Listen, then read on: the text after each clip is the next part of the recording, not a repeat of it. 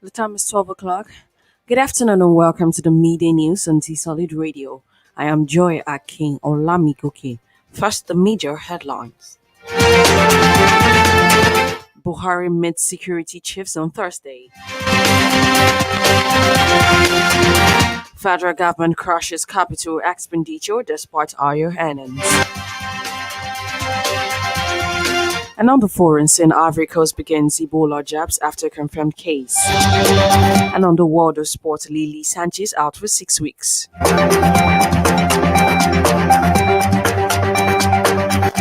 And moving on to the news in details. The President, Muhammadu Buhari, will on Thursday meet with security chiefs at the presidential villa, Abuja. Special advisor to the president on media and publicity, Femi Adesina, revealed this today in a statement. According to him, Thursday meeting is meant to bring the presidency up to speed on security development around the country, where plans to bring a decisive end to the challenges will be formulated. Also, the meeting will highlight the military gains of the past few weeks that have seen insurgents and bandits surrendering in droves.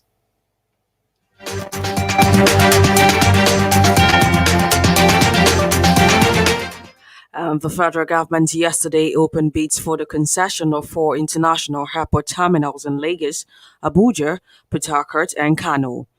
The request for qualification as part of efforts to run the facilities efficiently and profitably is open to firms with track records in airport terminal management and net worth of 30 million per bidding firm or consortium.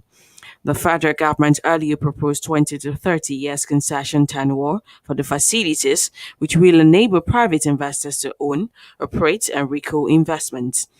Minister of Aviation Hadi Sirika, at a project update session with stakeholders, said the concession exercise is open to all qualified entities with the capacity to turn around the fortunes of the facilities.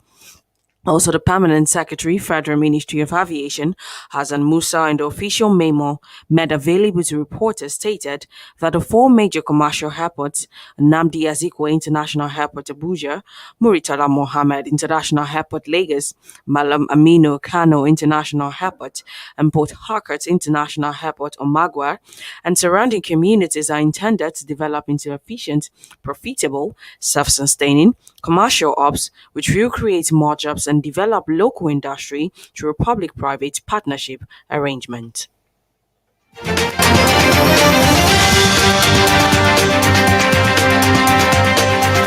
And the former Deputy Senate President, Senator Ibrahim Mantu, is dead. It was learned that the former lawmaker died on Monday night in Abuja hospital after a brief illness at the age of 74. A family source in his hometown in Mago Plateau State confirmed his demise to Newsman today. His close associate and former Commissioner of Information in Plateau State, Yujab Abraham, who expressed sadness over his demise, described him as an open-minded, community-based and nation-inspired politician who operated beyond religious and ethnic lines.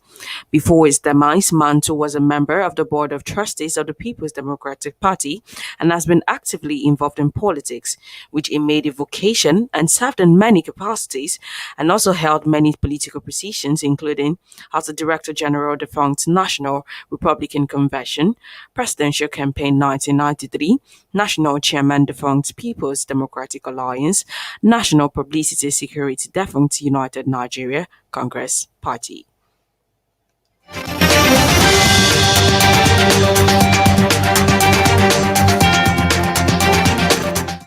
The federal government's fiscal operations in 2022 are set for contraction despite higher oil earnings and earnings from increased exchange rate.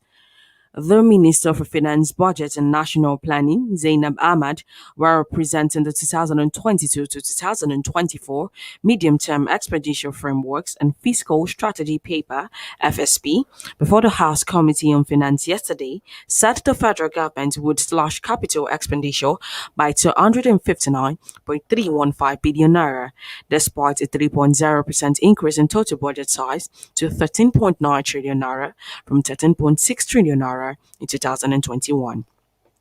She stated on capital expenditure the sum of 1.7 billion naira as opposed to the 2.19 billion naira will be available to ministries, departments and agencies of government in 2022. Oil price benchmark for 2022 budget has been put at $57 per barrel as against $40 in 2021 as actual prices have averaged $65 since this year, indicating more oil revenue accrues to the Federation account. On the exchange rate, the minister told legislators that the rate would likely to come down in favor of the naira in 2023.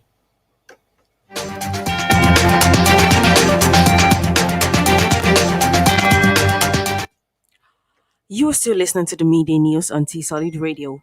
Still to come is the foreign and sport news.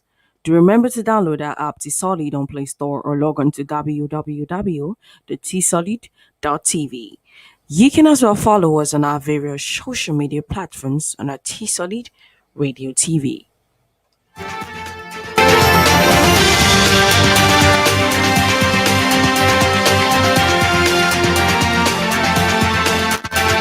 And moving on to the foreign scene. Ivory Coast Health Ministry has said that the country has begun a vaccination program against Ebola after the country confirmed its first case since 1994. It said the family of the infected teenager and health workers involved were the first to be given the jab. Health official Sergei Holle said on Monday that the plan to have vaccinated by Wednesday all the 2,000 people that were considered exposed from the community and also people from the health system and security. The infected teenager tested positive on Saturday after arriving in the commercial hub, Abidjan, on a bus from neighboring Guinea. According to reports, Ebola causes severe fever and, in the worst cases, unstoppable bleeding.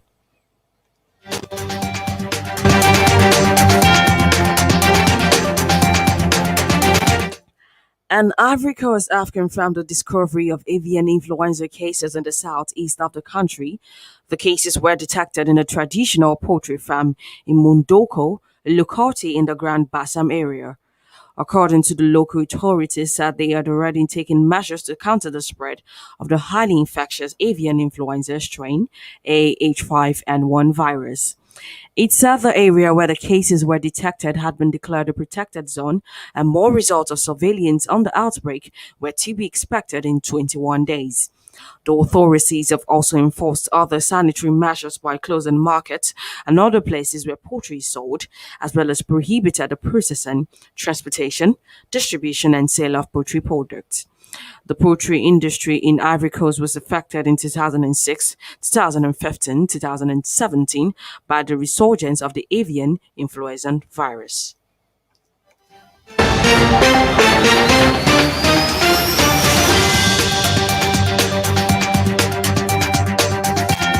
And the Taliban has renamed Afghanistan the Islamic Emirate of Afghanistan after its fighters swept into the capital, Kabul, a bustling metropolis of 6 millions that has turned into a male dominated city without police or traffic controls.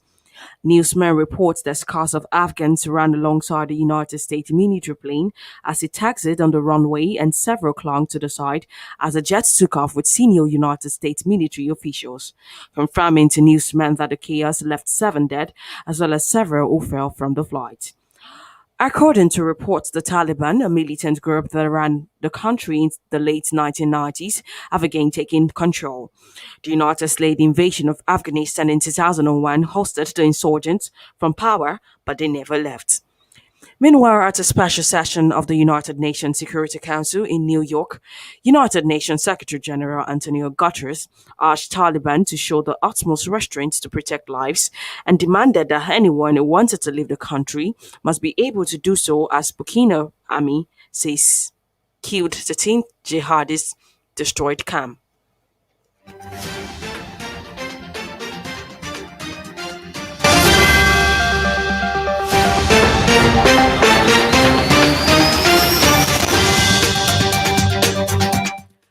least 13 jihadists have been killed and the terrorist logistics sites destroyed in response to armed attacks in northern and eastern Burkina Faso. A statement from the Burkinabe Chief of Staff on Sunday said on her and land operation was mounted following on attacks on the volunteers for the defense of fatherland's militia in Belayanga in the Sahel region. The military was able to neutralize around 10 terrorists, destroy weapons, and about 15 motorbikes. Meanwhile, a sweep carried out after an attack against a military detachment in Tankalao in the eastern region also led to the neutralization of 3 terrorists and the recovery of weapons, ammunition, and various other materials, adding that there were no casualties on the government side.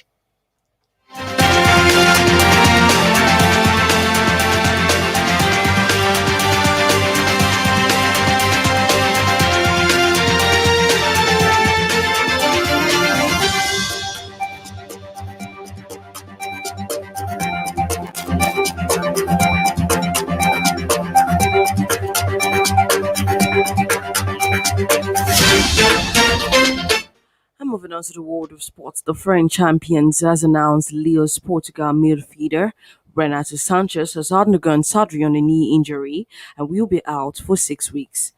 Sanchez had been struggling with his knee for several weeks. He played the entire 3-3 draw at Metz in the first round, but was not in the squad for 30 days, 4-0 home loss to Nice. Leo said in a statement on Monday that he would begin rehabilitation this week. Sanchez appeared in 23 games as Lille won League One last season. A 6 week absence would mean he misses the club's first 2 Championship League group stage matches in September and will also reduce the chances that Lille will sell one of their most valuable assets before the transfer window closes at the end of August.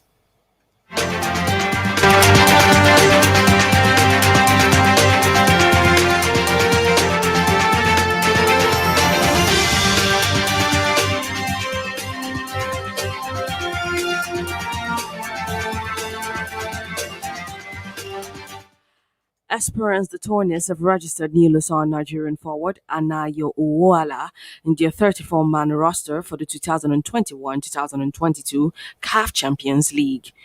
Iwala joined the Tunisian giant from Yimbo earlier this month on a 3-year contract worth $500,000 and will be a key member of the team in the coming season. The club said in a statement that Tunisia's Esperance Sportive recently sent it a list of 34 players, and they can therefore add 6 players during the next winter window. Iwoala will, however, be open to make its first start for the club when they face United States Monastir in their opening 2021 season opener on Tuesday. Iwala was one of the standout players for Imba in the 2020-2021 league season, scoring 4 goals in 34 appearances across all competition.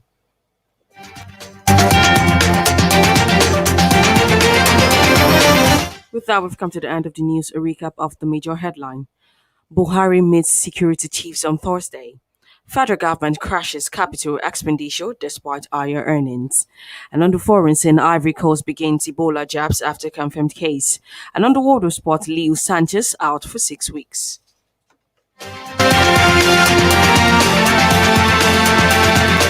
Ensure to go by all precautionary measures to stay safe from COVID-19, as recommended by the World Health Organization and the Nigerian Center for Disease Control. Do remember to download our app T-Solid on Play Store or log on to www.tsolid.tv. You can as well follow us on our various social media platforms on our T-Solid Radio TV.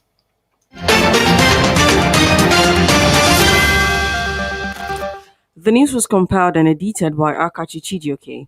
I am Joy Akin Olamigoke. Good afternoon and many thanks for listening.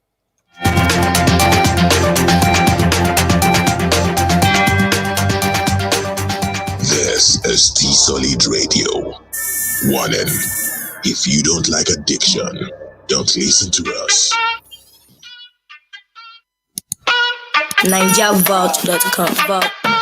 Yeah, bad girl, show man how you work it. Bad man, go